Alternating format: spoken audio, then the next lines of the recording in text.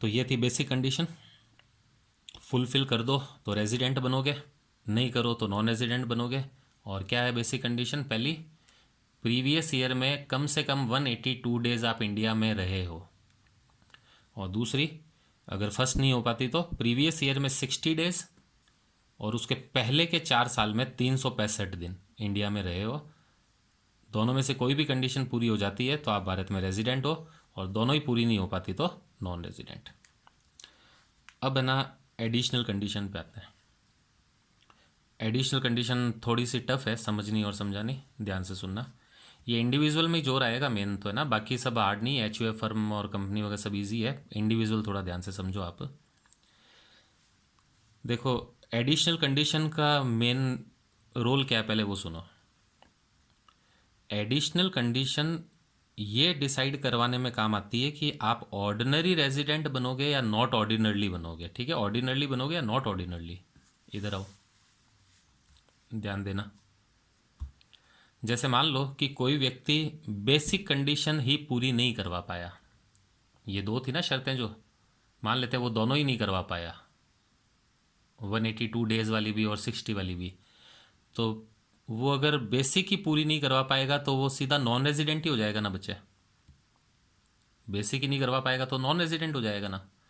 और non resident हो जाता है तो फिर वो ऑर्डिनरली नॉट ऑर्डिनरली की बात ही नहीं है ना, वो तो नॉन रेजिडेंट, सीधा नॉन रेजिडेंट के अकॉर्डिंग टैक्स भरेगा बस। एक्चुअल में एडिशनल कंडीशन का रोल तब आता है जब कोई व्यक्ति रेजिडेंट बन जाता है, क्योंकि रेजिडेंट अगर बन जाता है ना वो, इसका मतलब है उसने बेसिक पूरी करवा दी, वो रेजिडेंट तो बन गया। तो फिर अब ये देखा जाता है कि भाई ऑर्डिनरी बनेगा या नॉट ऑर्डिनरी। एक बहुत छोटा सा एग्जांपल बताता हूँ। सबसे पहले बच्चा क्या होता है कि एग्ज़ामों में पास होता है, जैसे ये होते हैं ना सीए और सीएस, यानी पहली कंडीशन होती है कि पास हो। अच्छा, फिर जो पास हो जाते हैं ना, फिर उसमें से देखते हैं कि मेरिट में कौन आया। दो बातें ना, एक तो पास होना और एक मेरिट में आना। अब कोई व्यक्ति कह दे कि मैं पास हो गया, तो पास हो गया तो फिर देखते हैं भाई मेरिट में भी है या नहीं है। अच्छा, कोई व्यक्ति सीधा ही कहता है सर मैं पास ही नहीं हुआ, मैं तो फेल हो गया, तो फेल हो गया तो ये थोड़ी ना देखना पड़ेगा मेरिट में है या नहीं है। अरे फेल ही हो गया तो मेरिट तो छोड़, अब सप्ली का फॉर्म भर वापस, या अगले साल वापस यही क्लास दे। तो रेजिडेंट बनता है तो फिर बात आती है ऑर्डिनरी बनेगा या नॉट ऑर्डिनरी। तो बहुत ध्यान से सुनो, रेजिडेंट बनेगा या नॉन रेजिडेंट बनेगा ये किससे पता चलता है? बेसिक कंडीशन से। ये पता चलता है बेसिक कंडीशन से। और रेजिडेंट अगर बन गया तो फिर ऑर्डिनरी बनेगा या नॉट ऑर्डिनरी बनेगा ये किससे पता चलता है? एडिशनल कंडीशन से। तो देखो एडिशनल कंडीशन पे हूँ, एडिशनल कंडीशन आपको ये बताएगी कि ऑर्डिनरी बनेगा या नॉट ऑर्डिनरी बनाएगा। कंडीशन क्या है वो सुनो।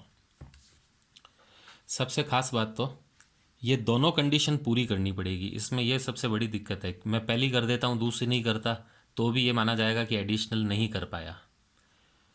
मैं दूसरी कर देता हूँ पहली नहीं कर पाया तो भी यही माना जाएगा कि एडिशनल नहीं कर पाया। दोनों कर देता हूँ तभी ये माना जाएगा कि एडिशनल कर दी। और अगर कर दी हो तो मैं क्या बन जाऊँगा? Ordinary resident. और अगर नहीं कर पाया तो नहीं कर पाया तो बच्चे मैं रेजिडेंट तो हो ही गया था ना पहले ही, मैंने बेसिक तो पूरी करवा दी थी तो मैं रेजिडेंट तो हो ही गया। लेकिन एडिशनल अगर नहीं करवा पाऊंगा ना तो मैं नॉट ऑर्डिनरली बनूंगा। फिर आप आराम से इस रिकॉर्डिंग को 3 4 5 बार सुनते रहना, इसीलिए मैं रिकॉर्ड करके दे रहा हूँ। ये ऑनलाइन एक बार में नहीं समझ में आती, तो इसको आप मर्जी जितनी बार पढ़ लेना। अच्छा, एडिशनल कंडीशन देखो क्या है, ध्यान से सुनना, हार्ड है ये। प्रीवियस ईयर से पहले के 10 साल में से कोई भी 2 साल, ठीक है बड़ी है कंडीशन, छोटा छोटा लिख रहा हूँ ध्यान से सुनते रहो। प्रीवियस ईयर से पहले के 10 साल में से कोई भी 2 साल आप मतलब जिस पर्सन का स्टेटस निकाल रहे हैं आप इंडिया में रेजिडेंट रहे हो, ये पहली शर्त है। क्या शर्त है समझ में आ रहा है क्या बोल रहा है ये? देखो बहुत ध्यान से सुनना। अब है ना 10 सालों की बात हो रही है, 1 साल नहीं 10 साल। लेकिन प्रीवियस ईयर के पहले के 10 साल। अब प्रीवियस ईयर को छोड़ दो, बेसिक कंडीशन जब करते हैं ना, देखो बेसिक कंडीशन उसमें प्रीवियस ईयर के दिन गिनने पड़ते हैं कि प्रीवियस ईयर में इंडिया में कितने दिन रहे। जबकि एडिशनल कंडीशन जो होती है ना, उसमें प्रीवियस ईयर का रोल नहीं होता, प्रीवियस ईयर के पहले के 10 साल, और वो लगातार 10 साल होने चाहिए पहले के। जैसे देखो इधर कैलकुलेशन, मान लेते हैं आपका प्रीवियस ईयर है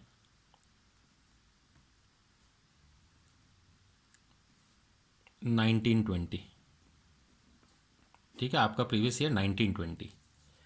तो वो कहता है 1920 प्रीवियस ईयर है, तो इसके पहले के 10 साल काउंट करो। अब 1920 के पहले के 10 साल कौन से होंगे? 1819, 1718, 1617, इस तरह से 1 2 3 4 5 6 7 8 9 10, ये 10 साल कंटिन्यू। प्रीवियस ईयर को तो छोड़ दो, क्योंकि प्रीवियस ईयर का स्टेटस तो आप निकलवा रहे हो ना, ये 1920 का स्टेटस तो हम निकलवा रहे हैं। तो वो कह रहे हैं प्रीवियस ईयर तो छोड़ो, उसके पहले के जो 10 साल है ना, इन 10 सालों में से किन्हीं भी 2 साल, बच्चे ये 2 साल वापस ध्यान रखना, ये एटलीस्ट है। एटलीस्ट का मतलब 2 की जगह 3 4 5 हो तो भी मना नहीं है। किन्हीं भी 2 साल का मतलब है किन्हीं भी एटलीस्ट 2 साल। अच्छा, किन्हीं भी एटलीस्ट 2 साल क्या होना चाहिए? आप भारत में रेजिडेंट होने ज़रूरी है। अच्छा, रेजिडेंट होने ज़रूरी है। अब आप वापस एक बार याद करके बताओ, एक व्यक्ति भारत में रेजिडेंट कब होता है? अभी अभी मैंने बताया, रेजिडेंट तब होता है ना जब वो बेसिक कंडीशन को पूरा कर देता है। क्योंकि बताया था बेसिक कंडीशन पूरी करने पर आप क्या बनते हो? रेजिडेंट बनते हो। तो मैं देखो इस चीज़ को 2 तरह से बोल सकता हूँ, ध्यान देना दोनों तरह से कैसे बोल रहे हैं।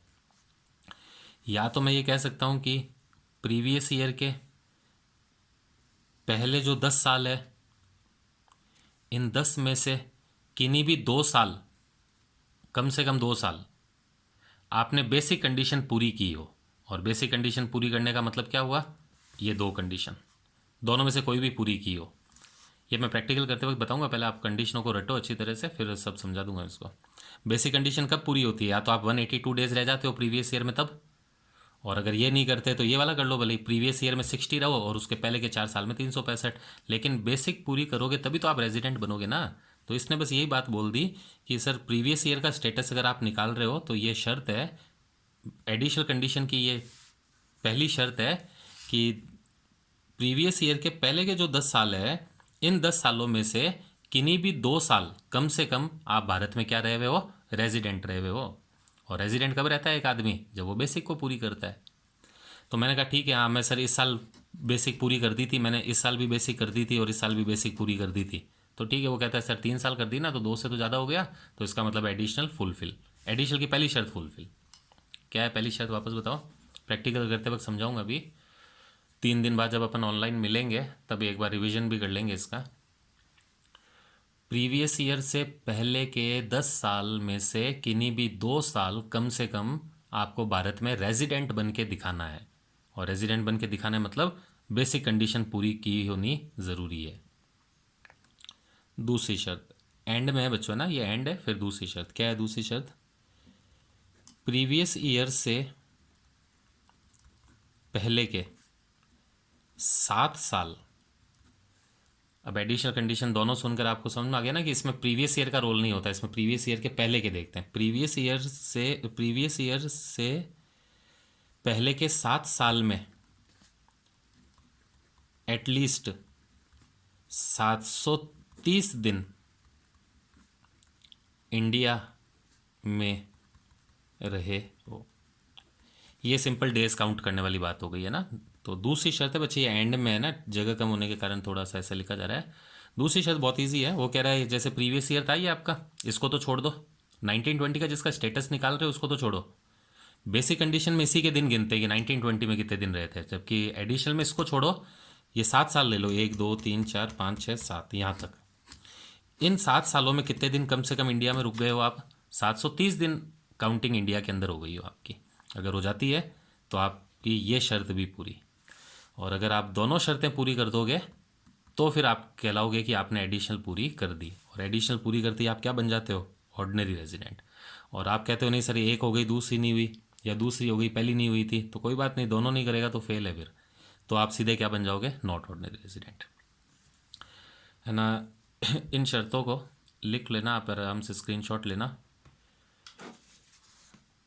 आप चाहें तो इस पेज का स्क्रीनशॉट भी ले सकते हो, ये हिंदी में बिल्कुल लिखी हुई है, हिंदी मीडियम का कोई बच्चा ले सकता है। देखो ध्यान से सुनो।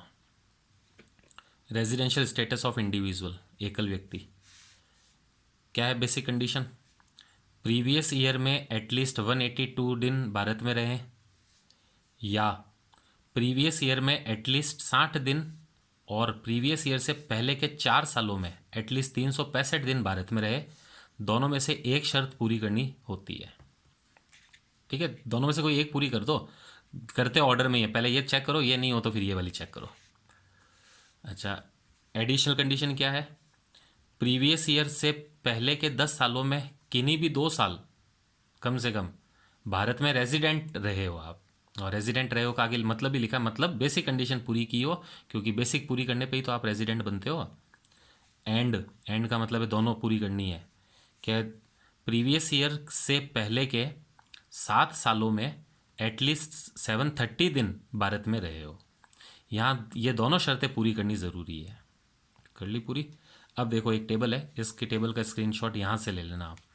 बहुत ध्यान से देखो, नहीं तो मैं उस दूसरे पेज में बना के बता दूंगा आपको। इधर देखना, बेसिक कंडीशन। अब मैं रेजिडेंशियल स्टेटस का निर्धारण कर रहा हूँ, मतलब बता रहा हूँ कौन कैसे बनेगा। ये बेसिक और ये एडिशनल। राइट लगाने का मतलब है फुलफिल करी जिसने। मान लेते हैं कोई व्यक्ति ने बेसिक भी पूरी कर दी। मान लेते हैं मैं मेरा स्टेटस निकलवा रहा था प्रीवियस ईयर 1920 का, तो 1920 की बेसिक कंडीशन मैंने पूरी कर दी। क्या थी बेसिक कंडीशन? वो दो में से कोई भी एक करनी थी पूरी, कर दी मैंने दोनों में से कोई एक पूरी। और साथ साथ में अगर मैंने बेसिक कर दी तो रेजिडेंट तो बन ही गया ना मैं। अच्छा, रेजिडेंट बन जाते हैं तो फिर अपन ये भी देखते हैं भाई ऑर्डिनरली है या नॉट ऑर्डिनरली, तो फिर अपन एडिशनल कंडीशन देखते हैं, क्योंकि एडिशनल कंडीशन का role ordinarily not ordinarily decide करवाना है। अच्छा, हुआ यूं कि मैंने एडिशनल भी पूरी कर दी। राइट का मतलब मैंने एडिशनल भी पूरी कर दी, वो दोनों शर्तें बताई थी ना, 730 दिन वाली और 10 साल वाली, वो भी पूरी कर दी। तो बेसिक भी पूरी कर दूँ और एडिशनल भी पूरी कर दूँ तो मैं भारत में क्या बनूंगा? Ordinarily resident. ये स्पेलिंग मिसप्रिंट है, ऑर्डिनरी नहीं है, ऑर्डिनरली, ORDINARILY, ऑर्डिनरली रेजिडेंट। अच्छा, मान लो मैंने बेसिक तो पूरी कर ली थी, वो दो में से एक वाली तो, लेकिन जब एडिशनल करवाने गया ना तो एडिशनल मैं पूरी नहीं कर पाया। हो सकता है फर्स्ट नहीं कर पाया या दूसरी नहीं कर पाया या दोनों ही नहीं कर पाया, क्योंकि एडिशनल में तो दोनों शर्तें पूरी करनी होती है। मैं नहीं कर पाया, वो फेल हो गया उसमें। तो मैं करूँ कहलाऊँगा नॉट ऑर्डिनरली रेजिडेंट। रेजिडेंट तो हुई क्योंकि बेसिक तो पूरी कर दी थी मैंने, बट एडिशनल में फेल हो गया ना मैं, तो मैं नॉट ऑर्डिनरली बन जाऊँगा। और अगर कोई बेसिक में ही फेल हो जाए, वो 182 डेज़ वाली और जो 365 डेज़ वाली थी ना, दो कंडीशन, ये वाली दोनों, ये दोनों, ये भी नहीं कर पाए ये भी नहीं कर पाए, तो बेसिक में ही फेल हो गया ना। तो बेसिक में ही अगर कोई आदमी फेल हो जाए तो फिर एडिशनल देखने की ज़रूरत ही नहीं है, ये देखने की ज़रूरत नहीं है, फिर आप सीधे क्या बन गए हो? नॉन रेजिडेंट बन गए हो। आप चाहें तो इसका भी स्क्रीनशॉट ले सकते हो।